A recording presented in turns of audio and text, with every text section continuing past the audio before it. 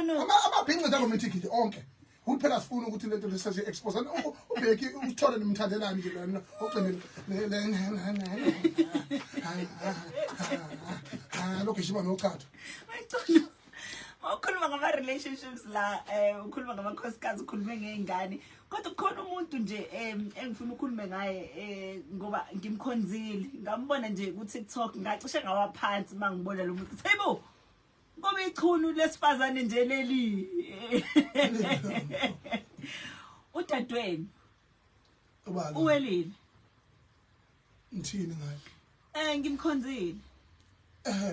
ukubona kodwa usimi into eyodwa niyafana bangakuvela ekhaya obhuti nosisi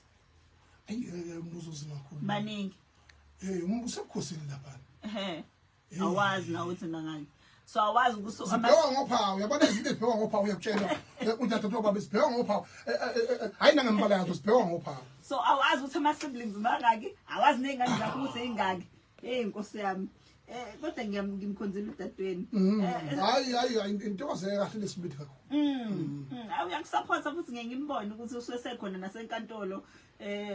mazikhalela usesemile nawe ukuthi abantu abakhuluma iqiniso isikhathi esiningi bamadaniswa nokuhlala yabo ngimphethe la udadweni welile yebo unjani Ntombi hayi ngabe usuzwini hey bo ave ngikhonzile ngikunika amazinga sokuze ngibe ngwelela istudio angithi ngiyabona kanjani ngifuna ngivulela khona angifuna ngivulela amanzi angenza pha phakathi usemoyeni uphi mokusemoyeni ngidizeli ngiphethe umfweni la uyasithethisa uhamba nathi kodwa ngisho nje ukuthi ave ngikhonzile Nkosi yami ngiyakulandela na ku TikTok mangibona wena ngibona umfweni kodwa umuntu wesifazane uzizwa kanjani nje unobhuti ongizwe upresident Nkosi yami ngeke ngibingelela abalaleli ngibingelele nabasakazi ngibingelele naye inkosi bemachumini lapho yami ngechunu nami nje ngizizwa ngibalulekile sizweni umongameli esinaye emachumini usibeyise ngamachunu lapho esikhole nje nathi amandla ichunu kubona lingekho enganathi ngabe sibuphi manje wezoyini noma ngabe uhlanye emphakathini bese ulokhu uyimatanisa uthi ufuze mina mawugaxele ulengisa umuntu ngisho abantu ushiwo yima mina ngisho njani abantu abazolela lona isizwe amandla nomndeni mana uyazi ukuthi wena ufanele nomuntu ebhosha wakhala lemthandeni airport lapha sekubushwa insizwa lapha kade siyekolo mhla 24 baboshwa ke ithe maphe ebhanweni umuntu ebhosha wakhipha ephakathi endizeni kwafa isitulo sebhanoyi wafonela amaphoyisa wathiwa kuzoboshwa manje the manje mfana umntana nabedla lapho uthi nangu sibonelo lo uzalo ukhuluma izisazi saphela lapha inkomo yaboshwa manje uthe isoka lapho mayehla nebhanoyini usithi hey nangiyena umuntu wenkomo mina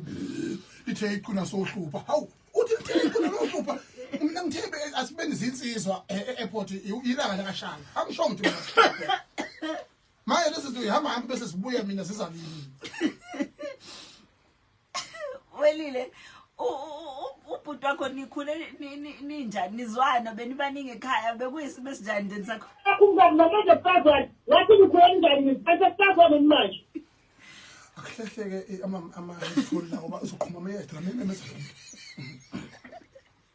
umobe Nkosi yami umfowethu Nkosi yami ngokuroba kwakhe empini ufaka Nkosi yami nginazingqimi mina wena mawubonga ibonga nje bethu ubonge neyidala zobo bamkhulu umntana wakhe uthegcine enqobile ngizochatha umndeni ngizochatha umndeni into ezanga sekuchatha ngani umndeni angithi mina ngijabulela ukuleso udadweni manje ngenzani ke mina ke uyakongela nje sibongelene ngasese welile ay ubhuti wakho lo ngiyambuza ukhathele lo sibethathi la Ndabezitha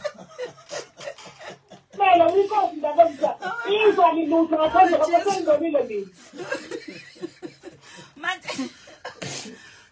yazi ukuthi mina ngizosuka lapha ngiyobhalela ikhasa lapho ukuthi asiclaim ifuna uzosiconfirm siyahlanya lapha ngiyedelela mina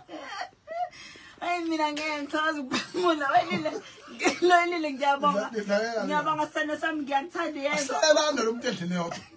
Ukuthi kanti ayingane yakho ngibona kakhulu Nkosi ukuthi ungibhala semoyeni ngizobonga ingane yakho. Ngiyafisa wena. Ngiyajabula sithando sami. Manje mawuqhubeka thina ama plans akho wena Welile ufuna ukuba udeputy ufuna imali. Imanga ufuna uba deputy president ube nesikhundla nawe la ku Bhinqa Nation noma Hayi ungizuphathe izinto ngabantu bakhe mina ngiyisekela nathi. Hawu ngeke ngakhohlwa. Akona lokhu njalo la akona emasulumane lana wonke umuntu into indawo yakho lutho.